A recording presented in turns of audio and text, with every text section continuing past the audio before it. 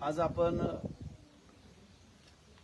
अहिल्यानगर जिल्ह्यातील नेवासा तालुक्यातील वडोले या गावामध्ये गेल्या 17 तारखेला अत्यंत दुर्दैवी अशी घटना घडलेली आहे।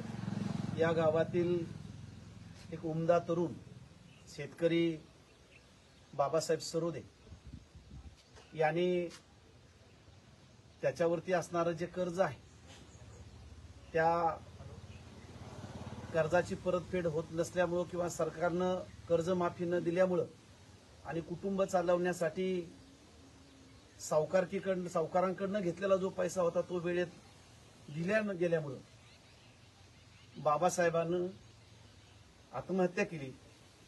आज वंचित बहुजन आघाडीचे नेवासा तालुक्यातील आमचे सर्व पदाधिकारी आम्ही या कुटुंबाला भेटण्यासाठी आलेलो आहोत। खरं म्हणजे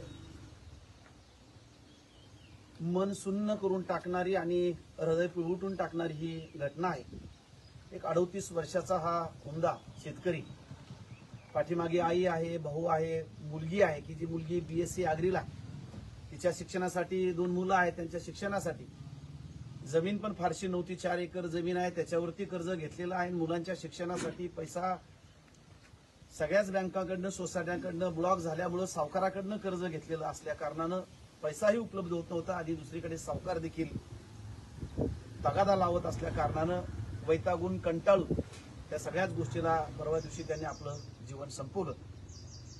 त्याचा एक व्हिडिओ आलेला आहे। त्या व्हिडिओतनं त्यांनी या सरकारच्या जी काही घोषणा केली होती, सरकारची जी जाहीरनामा होता या सरकारचा, फडणवीस सरकारचा, महायुती सरकारचा, की आम्ही सत्तेवरती आल्यानंतर सर्व शेतकऱ्यांना आम्ही कर्ज माफ करू, कर्ज त्यांचे सातबारे कोरे करू, अशा पद्धतीची घोषणा होती। आणि त्या घोषणेच्या अनुषंगाने महाराष्ट्रातल्या जनतेनं त्यांना सत्तेवरती आणलं आणि आल्यानंतर मात्र काल परवाचं स्टेटमेंट असं आहे या राज्याचे मुख्यमंत्री यांचं की आता पाऊस भरपूर झालेला असल्या कारणामुळे शेतकऱ्यांना कर्जमाफीची आवश्यकता नाही।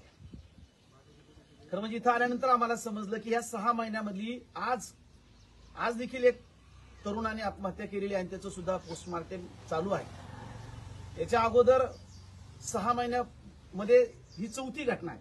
म्हणजे बाबासाहेब सरोदेची 3री आणि आज जे PM होतं ती 4थी, म्हणजे 6 महिन्यात 4 लोकांनी, शेतकऱ्यांनी या गावामध्ये आत्महत्या केली आहे। सरकार याच्यामध्ये गांभीर्य नाहीये।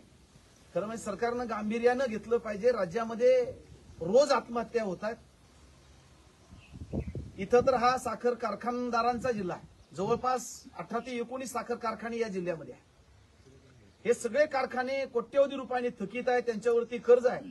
परंतु महाराष्ट्राची निर्मिती झाल्यापासून आतापर्यंत एकाही कारखानदाराने आमच्या कारखान्यावरती घेतलेलं कर्ज जिल्हा बँकेकडनं, राज्य बँकेकडनं घेतलेलं कर्ज थकलंय म्हणून एकाही कारखानदारानं आत्महत्या केलेली नाही। का? कारण सरकार त्यांना पॅकेज देतं। ज्या शेतकऱ्यांच्या जीवावरती हे कारखाने चालतात, शेतकरी घाम गाळतात, कष्ट करतात, मेहनत करतात, रात्रीचा दिवस करतात।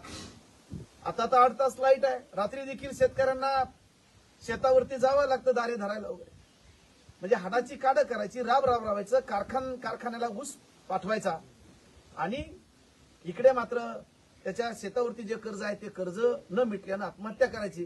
कारखानदार आत्महत्या करत नाही, कारण त्यांना वाचवण्याचं काम सरकार करत आहे।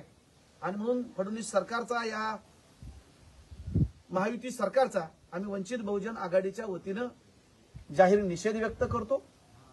आणि लवकरच गावातले काही ग्रामस्थ या ठिकाणी आहेत, त्यांनी देखील सांगितलं की या गावातून आम्ही सरकारनं जी फसवी घोषणा केलेली आहे, शेतकऱ्यांना फसवणारी, खरं म्हणजे हे फडणवीस सरकार आल्यापासून अनेकांनी आत्महत्या केलेल्या आहेत, अनेकांवरती अत्याचार होत आहेत।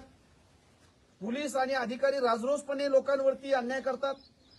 आम्हाला परभणीची घटना आहे, सोमनाथ सूर्यवंशीला पोलीस कस्टडीमध्ये मारलेला आहे। काल परवा जालन्याची घटना आम्ही बघितली की DYSP सारख्या अधिकाऱ्यांनी आंदोलनकर्त्याच्या कमरेवरती लाथ घातलेली आहे। म्हणजे हे सरकार फसवणारं सरकार आहे, हे सरकार खुनी सरकार आहे।